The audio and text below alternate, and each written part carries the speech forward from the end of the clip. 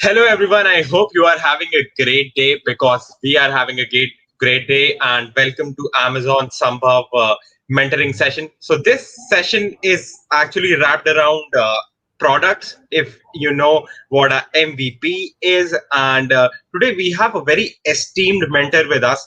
We have Ujjwal Trivedi, the Assistant Director of Products for MoveInSync. So, Ujjwal, if you can just enlighten the crowd and tell more about yourself. Hey everyone, great to be part of this, and thanks Prakash for having me over.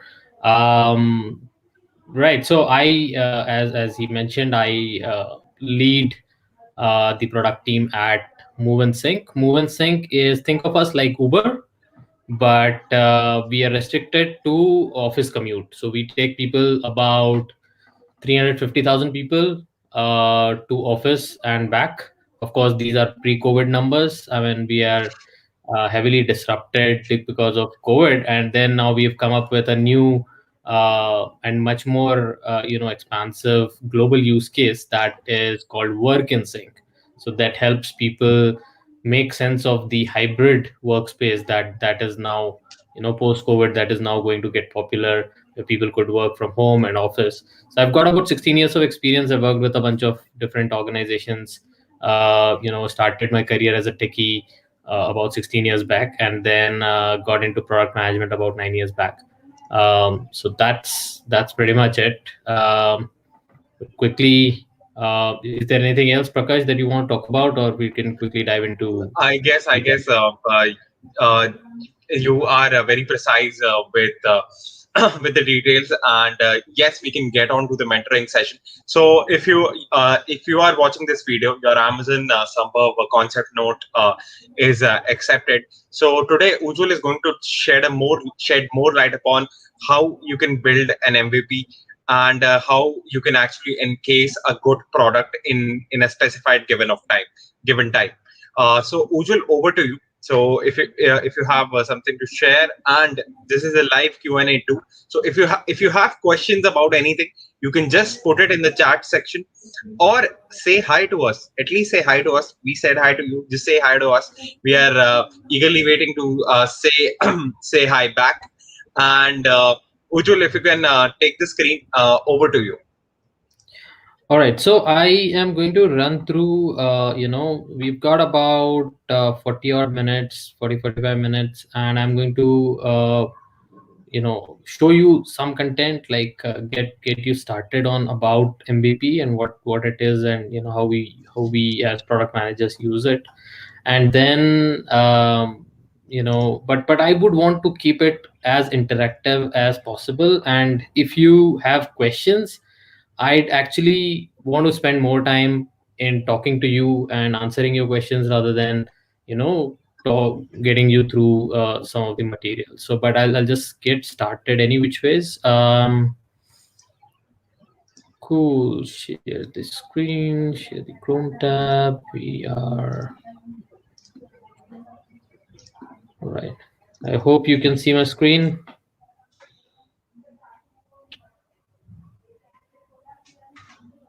Did I hear a yes? Prakash, can you Yes, confirm? yes, Okay. yes. Your screen is visible. Super. So yeah, this is a class from IIT Bombay that I was taking, where I was talking about this exact thing about 3 years back. So I just took a picture and put it here. Um, Cool. So we just get started. I talked about myself. I work as the product lead at MoveInSync.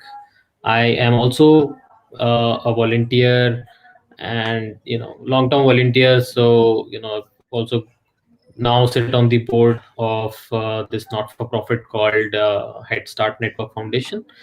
UV Times is my blog. It's uvtimes.blogspot.com. And I worked with a fintech company earlier called R2. And if you happen to know about Coupon Dunia, and if you happen to visit the site, whatever you see there is something that I created. So I was there for 3 years, 2015 to 18, and what you see right now is what I've created. Cool. So let's talk about MVP, minimum viable product, and it is, to begin with, not a product. It is, misleading term in certain sense. But regardless, we would still give it to, it, that it is some form of product, where you need to make sure that whatever you do, or whatever you create as an MVP is usable, viable, feasible, right? Now I will talk in terms of general MVP, and I will also kind of put a little bit of extra, guideline in terms of the hackathon. So in hackathons, you typically have a more stringent deadline, whatever your concept is. So in typical MVP, like if you have a 1 year long project, you could set an MVP uh, deadline for a month or 15 days or 20 days. It's up to you. But in hackathons, that's not the case. You can still have a very long, or long drawn idea, or a very big idea, but you have a limited time. So what you need to attack first is feasibility. What is it feasible to solve that in the given time, right? If you're not able to make it usable in that given time, or and if it is not feasible to do, to make it usable in the given time, then you're basically not going anywhere. So from hackathon perspective, focus on feasibility first. Make sure it is usable. It just makes sense to whoever sees it. If you have to explain for half an hour what you have built, and what would typically take 5 minutes for a user to use it, if you have to explain for half an hour, then you're really not going anywhere, right? And then the third thing, of course, is viability, which is extremely important. See, as product people or as founders, these are the three different forces that you're always trying to balance, right? You're trying to balance the user, the technology, and the business, right? So business is your viability, or would it make money? Feasibility, the technology piece, is it even possible to make? And usability, would users like it, love it, adopt it, and use it, right? So that is, these are the three different forces, and they all pull your attention all the time. And this is something that you all kind of try to balance out all the time, right? Um, so what is an MVP is we'll come to it, but before that, we have to establish that it has to be feasible in terms of hackathon. In terms of viable, probably you may, from in terms of hackathon, you may probably worry about feasibility first, usability next, and viability probably not, right? Because you don't know really what would whether in the given time you would be able to create something that also make money. But yeah, you, it would help if you know whether this is viable or not. Even if it is not viable and you want to make it, please go ahead and do it. But then at least that it is not viable thing, and would not lead to great business outcome, and it does not render the idea useless. It would still be very, very useful, but you might have to add on certain things, or you might have to pivot the idea a little, and we'll just see in a second how all of that happens. But yeah, just remember these three things, and then let's go into understanding what MVP is not. It's not a product. So while the term is misleading, as I said, minimum viable product, it says minimum viable product, but it is not really product. And because it's not product, right, it is not a smaller feature set, right? Don't think of it that, okay, I this is the product that I kind of think about, a large set, but then I can reduce it down the scope and then say, okay, I'm just doing an MVP. That in itself does not become an MVP. That, okay, I'll have this and this, and then it will become an MVP. That's not the right way to think about it. It may actually be your MVP, but if you look at the feature set and cut down all the bells and whistles and then say that, okay, this bare bones thing is my MVP. That is not how you think about MVPs. It is not a economical version or a cheaper version of the product, right? So yeah, you're not worried about quality, you're not worried about colors, you're not worried about the user experience. There is no instrumentation, no user focus. There's no design, but yeah, it just works, and that's your MVP. Not really. It maybe, I mean, it may turn out to be an MVP, but if you think that you would create that and that is a good MVP, that it definitely is not. So then what is MVP? MVP is an experiment, right? So, like, what does scientific thinking say, right? What's an experiment, right? So you have to have an hypothesis that you are trying out, and you want to validate or invalidate that hypothesis, and then you can do something to either validate or invalidate it, and that is the experiment. So how would that hypothesis get validated? For that, whatever you do, whether, and it may require you to build a product, it may not require you to build a product, right? And I'll in a second I'll talk about how you can probably run an experiment without even building a product, right? So, and bunch of great companies have done that, and they've validated their ideas or the problem statement without actually doing anything. And we do it all the time. I do it all the time as my in my job as a product person. I do it all the time, right? So we don't really create a lot of stuff, but we try to run these experiments to gauge, how what is the sort of interest that we'll be getting.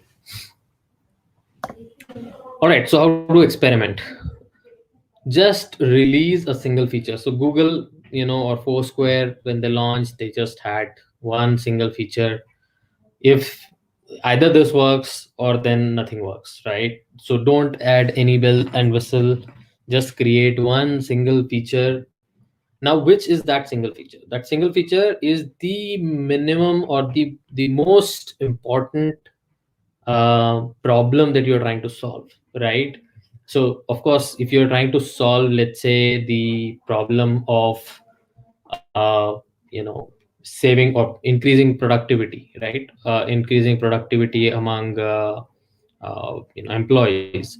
Now, if you're trying to solve that problem, your single feature cannot be a login screen. You said single feature, this allows you to log in, and then we'll build. But single feature is login. No, of course that doesn't work. Forget login, in fact. Why don't you just build that one small piece that will help you know whether doing this would help people increase their productivity or not? What is your what do you call it as, most risky assumption, right? So what is the most risky assumption? That if that assumption is wrong, your entire house of cards is just vanishes, right? So that is what you need to figure out, that what is your most risky assumption in the entire piece, in the entire gamut of uh, ideation, or the concept that you have worked on. What is that one piece that is most risky? If that is untrue, or if that doesn't exist, or if that is not popular, then the rest of the stuff is anyways a waste, right? So you figure that piece out, that single piece, build that, and then try experimenting around that. And then your experiment doesn't need to be with hundreds of people, or two 2000 people. But it also doesn't mean that you go and show it to your friend and think about it as validation or invalidation. You have to choose your audience carefully, get at least 10 15 uh, you know feedback, or 10 15 people independently to tell you about how would they like it. Um, and you should only stop validating something once you start seeing that recurring pattern, when you stop learning. So MVP is all about learning whether you should create this product or not, right? So in that process, sometimes you might have to create a single feature, sometimes you don't even need to do that, right?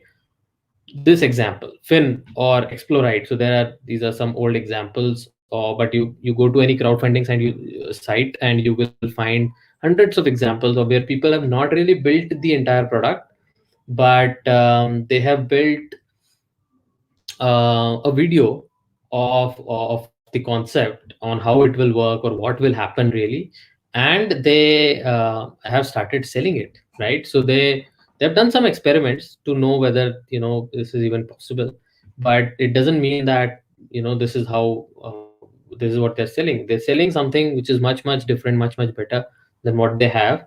And they've crowdfunded, they've sold it, allowed people to pre-order, and then 6 months later, 1 year later, they actually collect all the fund, create something, and then go ahead and start distributing it to all the people who have purchased it, right? So that is another great idea, and the bunch of good products that have come out of that crowdfunding kind of campaigns. All right, digital and paper prototypes. Great example is free charge. So I remember Kunal talking about how he managed to get his first client, that was McDonald's.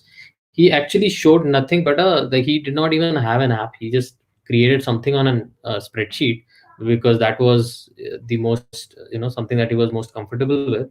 And but he had so much conviction that he was able to get his first client on basis of a prototype or a model or a wireframe, rough wireframe that he had created on a spreadsheet.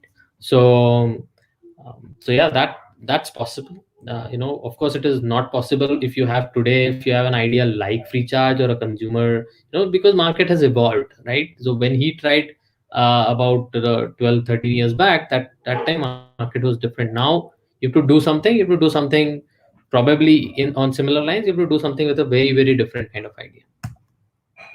Concierge. So again, these are few examples. Concierge is basically a help desk kind of thing, right? So instead, if you think that okay, a milk delivery product would sell in your area, or everywhere, like so much, or newspaper delivery, or organizing that market is a great idea. Why don't you just simply provide a phone number, right, or a WhatsApp number, and allow people to call you or WhatsApp you and understand what is the interest. So just distribute that number. So you don't need to create an app, you don't need to create a website, you don't need to work um, figure out the entire supply chain of the milk delivery, or newspaper delivery, or a lot of those aggregation kind of businesses.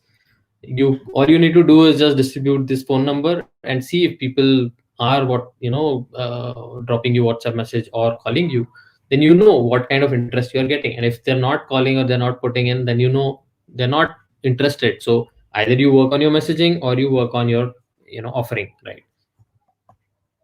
Zappos. So what this guy does is, Zappos is a great example. It's a huge company. It was it got I think $1 billion plus exit, and it used to sell shoes online.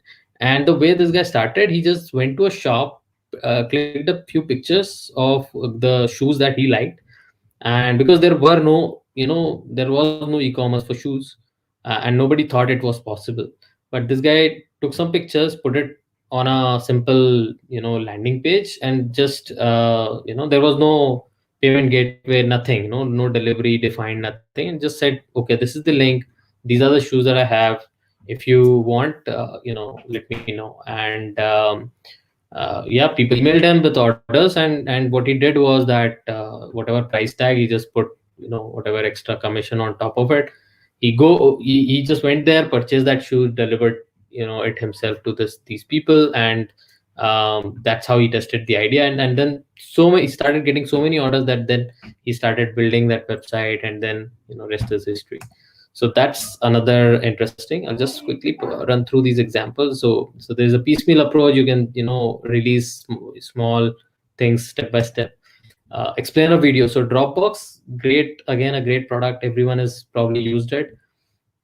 That guy just created an animated video of what Dropbox offering would be like, and he just released it on social media, and it became so damn popular. And then now this is where you would kind of think that oh, but then someone could steal your idea. Nobody in the world is actually passionate about your idea. Everyone is passionate about their own ideas, right? So if you have an idea, work on it. Please feel free to announce it, tell it to the world, unless it is illegal in the country. Tell it to the world and get a lot of feedback. If you hear people asking the okay, yeah, when are you actually launching that? I mean, you said you would do that, but when is it going to happen? That's when you know that people actually need it. Landing pages. So you can this is I think one of the most popular ones. So this is something that we also do.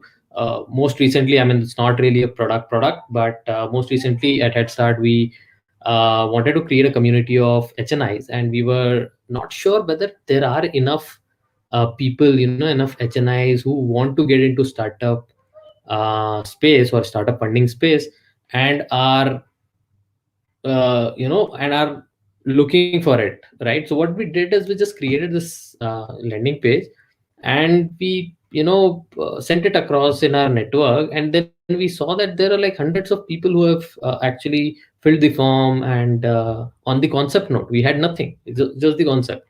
And when we saw that okay, there are hundreds of people who are filling the form every day, then that's when we realized that okay, there is probably a real need for such a thing. And that's how we created this thing. So it's not only about product thing. You can or hard products or software. It is something that MVP as a concept is an which is an experiment. You can use it in your life for a lot of different things. All right, so what's your MVP? First, think primitive. Don't jump onto creating an app, or again, not from a hackathon perspective. That's what you do, or that's what you have to do, but more from a founder perspective in life. When you want to create MVP, think about it. What is the risky assumption or riskiest assumption that I have, that I want to experiment on? And then think primitive. Don't think about apps and you know channels of things. Don't think about the website. Think, what can you do? What how would you just like, find out whether there is demand for such a thing, right? Get creative. I mean, think out of the box. Fake it if you can. So I'll give you example. And this is something that I also got, I also overheard or got like heard in some workshop about MVP.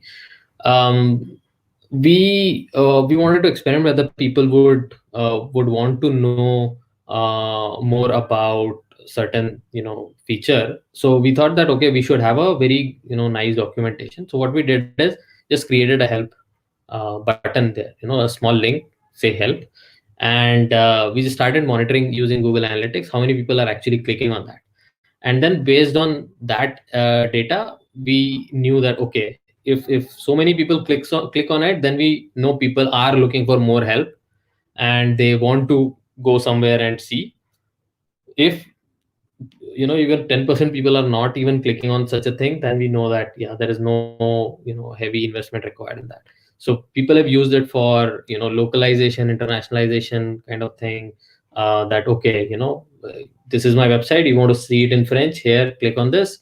uh, and you click on French, nothing happens, it just says coming soon, right? But what as a developer, what you have collected is a bunch of um, data points as how many people are clicking on it, so you know what is the interest level, right? um, so fake it if you can. If you can't, or if you can make it, if it is much easy to make it, then go ahead and make that one small feature that can help you experiment.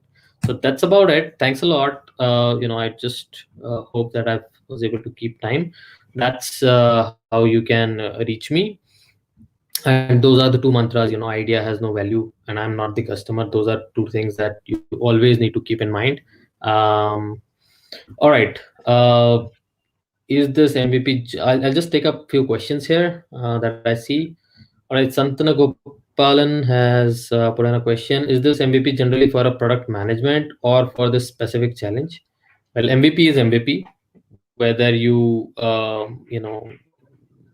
there's one MVP, but I probably answered your question earlier when I said that I would talk generic and then I will tell you what you can do in terms of this hackathon specific, thing. Um, all right, product development. We will be okay. Is there are there more questions? Lean startup is an awesome book for MVP. Yes, it is, and so is yeah. If you've already read Lean Startup, please do read Running Lean by Ash Maurya. That's an amazing book on putting those concepts into practice. So do not forget to miss out on that. Are there any other questions? um, Guys, put in questions so that we can talk, and I love to answer your questions about what ideas you're uh, working on. So I saw one of the idea was around similar to what we are doing at WorkInSync, where you're providing a touchless entry and you're providing let me see, you're providing a lot of different things, um, yeah, enable organization to implement social distancing norm, and then visualize the utilization patterns, and then aids in decision making and ability to trace. If you can just pick one of these things and solve it effectively, you have a product. I can tell you that, right? So don't even think about solving these 7 or 8 different use cases. Just pick one, right? Even if you're able to solve the proximity use case, or traceability use case, that okay, if I went to office, I want to find out who all I might have come into vicinity of, right? So that could be a great globally useful product that people would appreciate. Okay, Ashish, how prepare our POC for this hackathon? Criteria is to use AWS service. Please guide. Okay, so see, AWS services is I'm not an AWS expert, but there are a bunch of things that you can look at. So I think always start with an idea, always start with a problem in mind. What is it that you can, so don't look at technology that okay, this is AWS, let me see what I can do with it. I mean, that won't lead you anywhere. What you need to do is think of the think of a problem, think of people, and then there are, like, just go out, go out for a walk for about a mile, and you will see at every level there are so many different things. See, in India is a fun, it's a fun country, and it's also a funny country where you will find shoes are sold in showroom, and vegetables are sold on the roadside, right? So it's a very funny place we live in, and there are so many different problems that you can pick and start solving, that I can't really begin to enumerate them. But figure out a problem that actually is close to your heart, or that you feel that you are made to solve that, and then see how AWS services can help you maybe solve a bunch of those, and then there could be other things. And if you have a sort of problem, then yeah, then we can talk about it. How to prepare our POC? Yeah, just figure that one small and important problem that people are facing, and just solve that with whatever little piece of software that you're writing, and that is good enough. um I'll take the next question. One of our okay, again, Santana Gopalan. uh, one of our core ideas is an algo, but it is proprietary. For this hackathon, can we use a mock-up algo? Of course. You're saying sorry, I didn't get it. Does it mean that it is proprietary that and you have it, or is it proprietary and it's someone else has it? If someone else has it, then yeah, mock it up, uh, or try writing yourself. I think that's where that's the power that you have. And if it's your, then why not use it? Like, this is the platform to showcase what you've got. So I would just suggest that you use it if you have it. And again, never worry about someone stealing XYZ. I'm not denying the fact that it happens, but it is so rare that yeah, you should not be worried about it. What you should be worried about is that you have something and you're not doing anything about it. That is what you should worry about, right? So because that way it is anyways going to waste. So why not like let people copy? So we don't need to go that deep in AWS because we're not expert of it. Well, I'm not an expert. AWS sponsoring it, and they want you to become expert so that you can solve more problems that you are able to solve without it. What is the most important factor for judging this hackathon on basis of how? This is a question for Prakash. I guess he might be able to answer that better. But Prakash, do you want to take that? What is the most important factor for judging the hackathon? I guess that will be covered in the session. So we have specifically, you can, we have a specific Q&A section for that on the website itself. So there are some things I think if I'm not aware of properly, so I don't want to misguide you right now. So let me confirm everything and then come back to you. So you can reach out to us, and then I'll give you a solid response on that.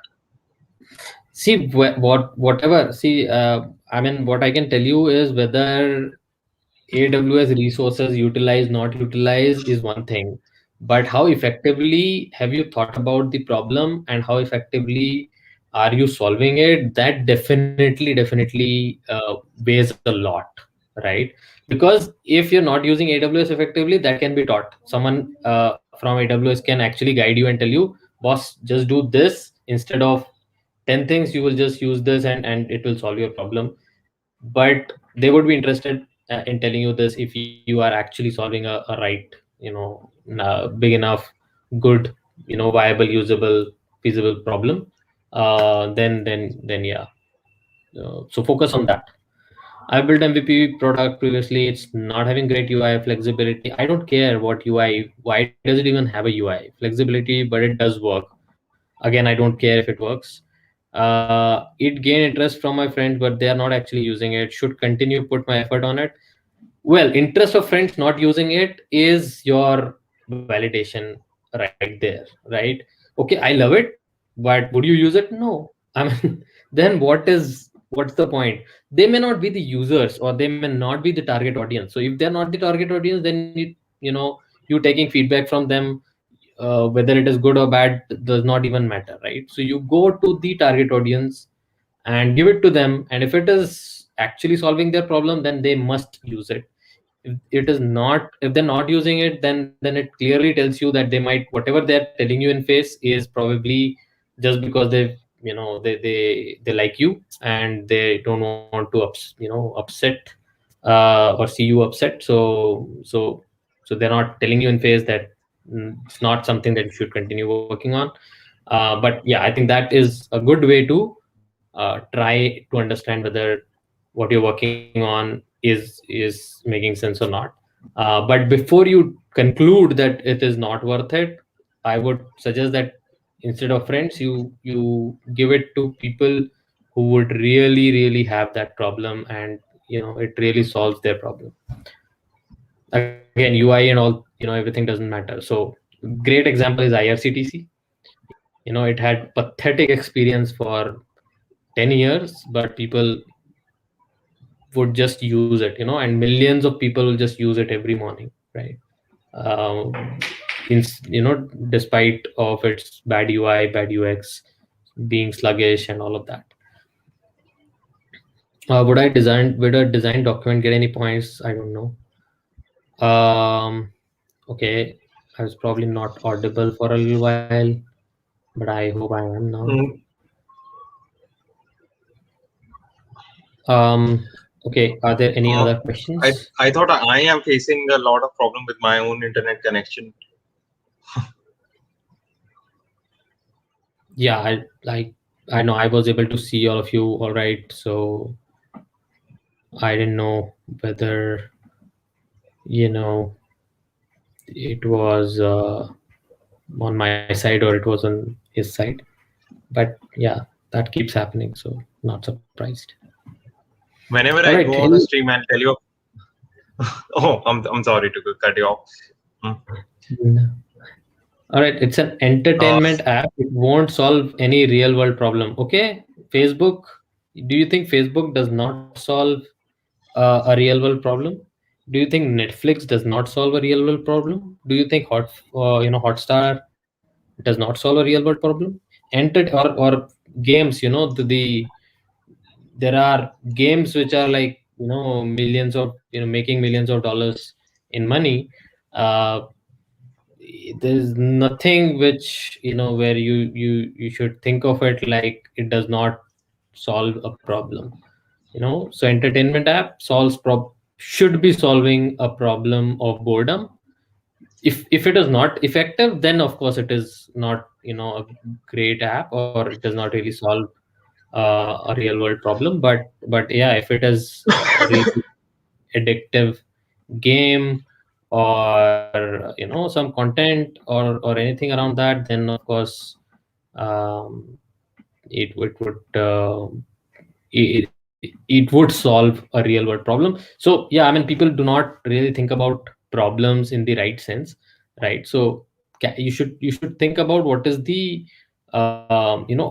what is the problem that any of the potential competitors might be solving, and that is how you would learn about how to think about the problems in the right way, right? So all right. Yeah, I'm glad that you got it, Rajesh. Right. Ashish is asking, please arrange one live interactive session for POC before end date of submission. That would be helpful. Okay, that's another request for Prakash. All right, noted, Mr. Ashish. Do we have any other uh, questions? All right, thank you, Santana Gopalan. Gopalan, yeah. I hope I'm pronouncing it correctly. Um, right. If you want to learn more about problems, just search for art of problems. Product management, art of problems, not solving. That is one of the a very popular Medium post that I've had. Um, so yeah, that's something. It's a very detailed post. It would take you about reading. It says 14 minutes of reading time, but it would take you close to an hour actually to get it properly. So if you want to invest your time in understanding how to define things in terms of problems, then yeah, totally, I highly recommend that you read that. All right, thank you so much, Ashish. Thanks for your kind words. Is there any other questions? Prakash, you have any questions? I guess this is the only medium we have for this. And Ujjwal, it was a real pleasure to have you on the platform. And you actually personally you gave me a very better perspective about things too.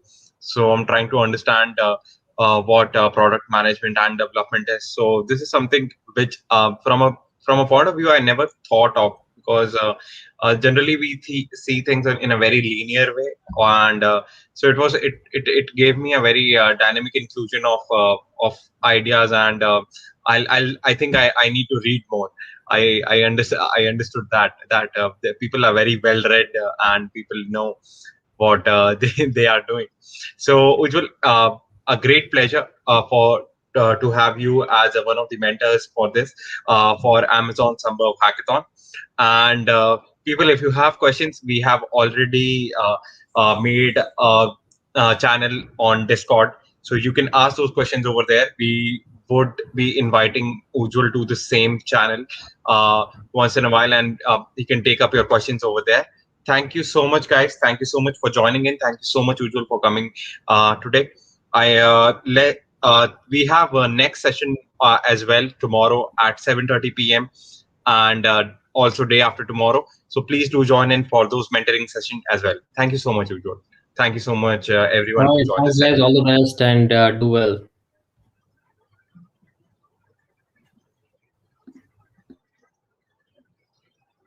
The Discord channel is in the mail. You can just go and check. Or give me a second.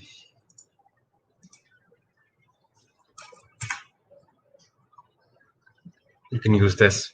Thank you so much, guys.